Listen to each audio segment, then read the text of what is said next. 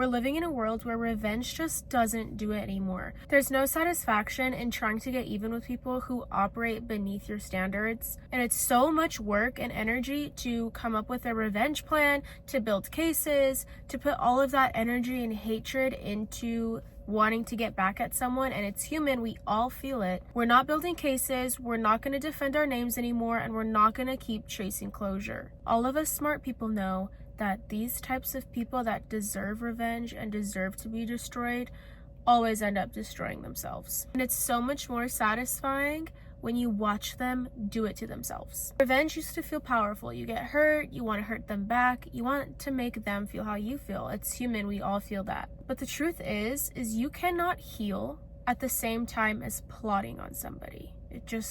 They're opposites. You can't rise and elevate yourself in your life while you're reaching down and looking in the past. You are going to let karma do what karma does best and handle it. We're going to give it to God and go to sleep. All you have to worry about is yourself and elevation. Hi, my name is Gracie Draskovich. If you're new here, welcome to my channel. If you recognize me, welcome back. Today I'm going to be talking about how I don't destroy people. I let them destroy themselves. I used to be a very vengeful and angry person. I'm very petty. I like to get my lick back. I don't like to see people hurt me and get away with it. And a lot of my content, especially on my TikTok, is about this type of stuff, like getting a little lick back, like it definitely depends. Like if someone goes out of their way and wrongs me, I'm not gonna go out seek revenge. And I'm gonna tell you guys why in this whole video. This is gonna completely change your mind, and it's gonna completely change the way that you look at revenge and trying to destroy people that deserve it. I used to be just like that until I learned everything that I'm about to tell you the absolute hard way. I'm gonna get into the best way to get revenge and get your look back, and it's not actually getting revenge on these people, it's watching them give you your revenge to themselves. Okay, that is the best, because you can get satisfaction by trying to screw someone over like they did to you and whatever. And the thing about it is, when you go out of your way to wrong these people, it could always backfire on you. Like, for example, if someone stole lemons from my house, so I go to their house and wait for them to buy new ones and steal it from them, imagine that they have like 5 people over, or 5 really good friends that they tell, I stole those 5 lemons.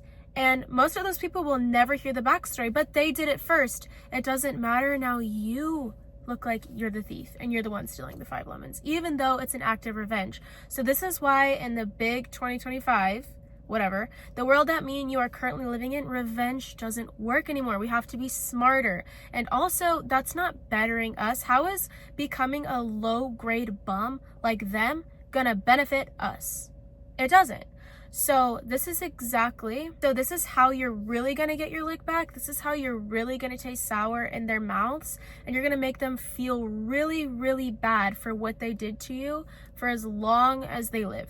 I'm putting this video into sections so that you're easily able to jump through, but this is part 1, why you don't have to prove anything. When somebody wrongs you, your first instinct is to prove them wrong, right? You want to show the world what they did. You want to make everyone known, like, hey, this person wronged me. They're a horrible person. You should watch out. And you want everyone to kind of feel bad for you in a sense, because, something really bad just happened to you. It's a human feeling. You want to expose these people. You want to put a light on them. But the thing is, exposure is only temporary. Energy is permanent. So you can put exposure on this person all you want, but the truth is, people forget about things 5 days later. They don't care, especially if it didn't happen to them. They don't care. That's why exposure is so temporary. When you argue with someone beneath you, you shrink, okay? You're basically telling that person, like, hey, we're on the same level because I'm arguing back with you. I think you're worthy enough of my time and energy to have this conversation, because you're giving them a conversation. It's a gift to them, and you're giving out something. So you're giving them the ability to argue with you and take your energy because you are arguing with them. When you defend, it's the same thing when you defend yourself to people that are already committed to misunderstanding you. They already have an image in their head of who they think that you are, and you're not going to change that by trying to argue with them at all. For example, if you're marrying into a family and the mother doesn't like you, she's just decided she doesn't like you for any reason at all. She could make up anything. She's gonna she already decided she doesn't like you. You can do her dishes, you can wipe the floors, you can take her to her doctor's appointments, you can speak so highly of her, you can kiss her behind, be the perfect girlfriend to her son, the perfect wife to her son, whatever. She decided she doesn't like you. She decided she wants to misunderstand you despite everything you're showing her, that you're a great person and you're so fit to be in with their family, blah, blah, blah. It doesn't matter. She's committed to disliking you. There's nothing you can say or do that's going to change her mind. And you cannot fall victim to this trap anymore. I used to do this, and it's truly life ruining. You will waste so much energy. You will be so depressed. And that is ultimately being a people pleaser. Like, if you want to please other people, then keep doing that. You'll be drained, tired, depressed. You'll hate yourself. You won't get anyone's approval, and even when you do, it's going to be like a drug. It's going to go up and down. You can't rely on that. It's so unhealthy. There's a special type of peace that you get when you let people tell on themselves. Every single liar eventually trips on their own story. Every single manipulator eventually runs out of an audience. The universe, God, has a way of revealing to you what's real and what's not. You don't have to force anything. Sorry, this is making me thirsty. Instead of defending yourself and being silent and confident in your ground, shows everyone that you're confident in your narrative. You don't need to prove anything to anybody because you know you're innocent and you don't care what the little rats over there in the corner are making up about you. That's the energy that you need to have. Stop proving yourself to people. Part 2, silence is power. I talk about silence so much. If you're not new here, you know. It's not surprising and it's not new. We all know that people thrive on chaos and reactions to keep going, especially bad people like narcissists, manipulators. They feed. They're like energy vampires. They feed on your reaction and your chaos. They love chaos. When you stop reacting, they suffocate. Okay, reactions, chaos, that's their food. They need that. And when you stop giving it to them and you're silent, and you're confident in yourself, and you don't give them what they're looking for, they suffocate. You starve them. They'll text you, they'll post things about you, they'll start gossip, maybe a new rumor about you, whatever it takes to get that chaos back alive. That's what most abusers and psychotic, horrible people will do when you start the gray rock method and just like basically giving them silence, giving them nothing, no more reaction, and they're starting to starve. They get really hungry, so they latch on to anything that they can, and that's why they keep trying, and they go even further and further and further with the gossiping on you and the rumors and posting and just all of these things, because your indifference now, this indifference that you've put between you and them is the most painful consequence of all for people like this. Indifference. That is why silence works so well. You don't block them out of anger for them, that you hate them. You remove them out of indifference. It's not like, oh, I'm ignoring you. It's I'm starving you of my energy. When you stop explaining yourself and you stop showing up and trying to prove yourself and oversharing and all of these things, you become extremely unpredictable. And when people can't predict your reactions and know exactly what you're going to do next, it's extremely hard for them to control you, because people will control you with your reactions, with your own reactions. If you show someone how to push your buttons, they're going to say, oh, now I know this is what makes her mad. If I do this, I can get her mad. I can make her look crazy in front of these people. I can do that. They can control you. They can ruin your own life for you. Don't let people do that. Be indifferent, be quiet, hold yourself together, be composed. Save yourself. When you stop being useful and easy for these people to control, they unravel themselves, okay? It makes them so angry. They can't sleep at night wondering, what did I do? How did she know? How do I get back in her circle? How do I keep talking to her? How do I get this to her? It's the absolute best thing that you can do to people like this. You don't destroy them by exposing them, because that only lasts, a week?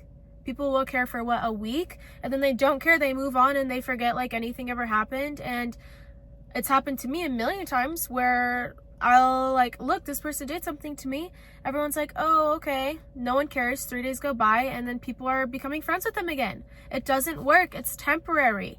Don't destroy people by exposing them. Destroy them by making them live with themselves. Trust me, that is a harder sentence than anything else you could possibly plan. Part 3, the law of self-destruction. Every single person who moves with bad intentions ends up being trapped with them. The gossip who tears other people down eventually loses credibility. The manipulator ends up alone because everybody catches on. The one who tried to embarrass you will always end up embarrassing themselves because life decided to humble them. The universe never forgets energy. Every single move we make makes a trail. And when someone's entire path is built on envy, jealousy, lies, it eventually always collapses under its own weight. I've seen so many times other people betray others for attention only to end up so desperate for that validation that they once mocked. I've seen people cheat,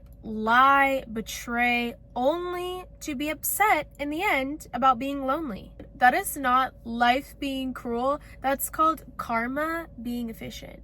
That's called the consequences of your own actions. God gives us free will, okay?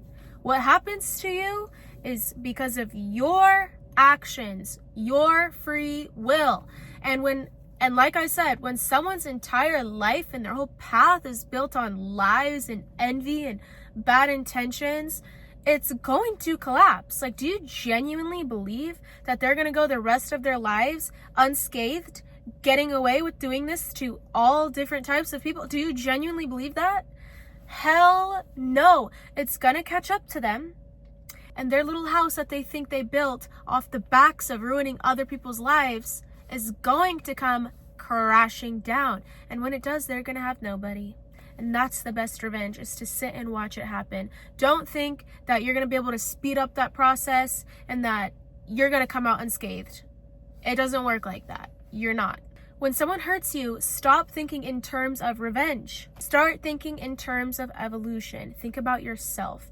The best gift you could give to yourself is being selfish. Evolution in yourself, making yourself better, giving yourself a better life, giving yourself happiness, better health, better relationships, better materials, whatever it is. That is the best revenge. Not a little temporary 1 week thing where you feel like you got your lick back. It doesn't work. Part 4, choosing detachment. There's a point where you stop arguing, you stop proving, and you stop fighting for people that wouldn't even lift a finger for you. That is detachment. That's when you finally let go. You detach yourself from that person, that situation completely. That's self-respect. You have to master being able to detach yourself from people, situations, feelings, whatever. You have to become good at this if you want a peaceful, happy life. Bad things happen to good people all the time, and you will be chasing this feeling of revenge, and not healing and not evolving forever. Detachment is, I don't need to be understood by this person. They don't need to think I'm innocent. They don't need to think this, that, and this of me for me to be at peace. You're detaching. You don't care. You have to be at peace with yourself. That's all that matters. At the end of the day, you have to live with yourself, and you're going to die with yourself. When you get to this point, you realize how valuable your energy is. You don't want to just go give it away to people that don't deserve it. Like wasting years trying to plan some revenge plan on someone that's just a low-grade bum loser. The hardest part about all of this and growing up in general is realizing that most people aren't really your enemies, they are your teachers. They taught you boundaries through betrayal. Ultimately, every bad person you come across in your life should be a lesson. It should be evolution. It should be evolving you. And that's why sitting and trying to plan some revenge plan is against you and your evolution. When you get rejected, you ultimately learn how to have some self-worth. When you have a lot of chaos, you learn what calm is. Like, every single negative thing has a lesson. There's a lesson. And at the end of each lesson, like in school, you should be evolving. You should be being better. You should be becoming a better person, a smarter person, a more successful person. You should be evolving better because that is the ultimate gift.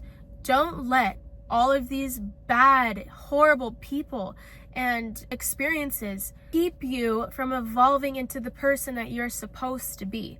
Don't let them take away from you the version of you that's evolved on the other side. When you start seeing betrayal as redirection, your whole life changes. You'll stop taking losses so personally.